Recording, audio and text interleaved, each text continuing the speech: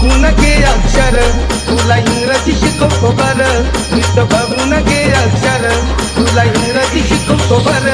असं बघून माझ्या मोर बोले आंबेडकर